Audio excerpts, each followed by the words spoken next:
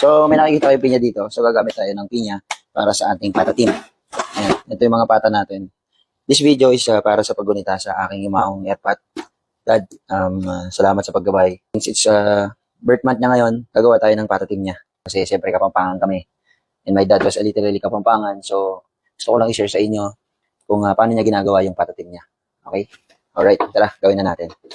So, ang gagamitin natin mga ingredients dito is siyempre brown sugar, yung pinya, tapos Maggi, dark soy sauce, kikuman, tapos meron tayo dito yung star anise, tapos yung ating bay leaf, tapos paminta.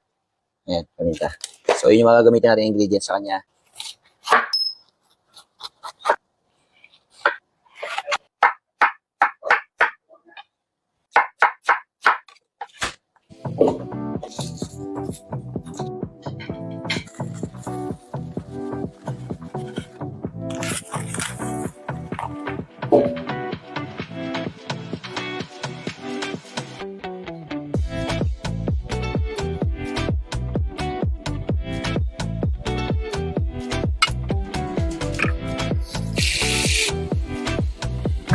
Bigat. Ayan. So, papakuluin lang natin siya. Ewan ko kung hanggang ilang oras siya. Pero, sinalang natin siya ng 9:15. Tapos, mamaya, siyempre magsisimmer pa yung mga pineapple. Hindi natin malalaman kung magdadagdag pa ba tayo ng alat or hindi na. Ayan. 2 hours later. Alright. Time check tayo. 11:30. So, as of now, medyo malambot na rin naman yung ating, ayan o. Malambot na. Pero gusto ko po medyo malambot pa ng konti para melts in our mouth. Ayan o. So, na-reach na natin yung kulay niya.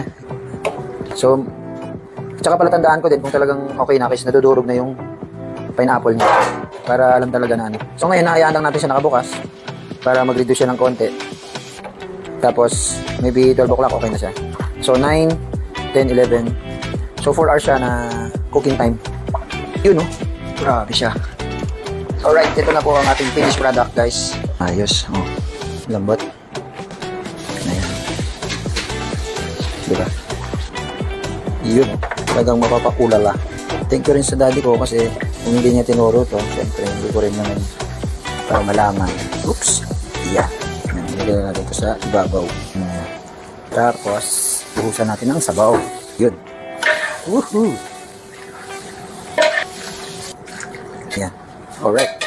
So, ayan na po guys ang ating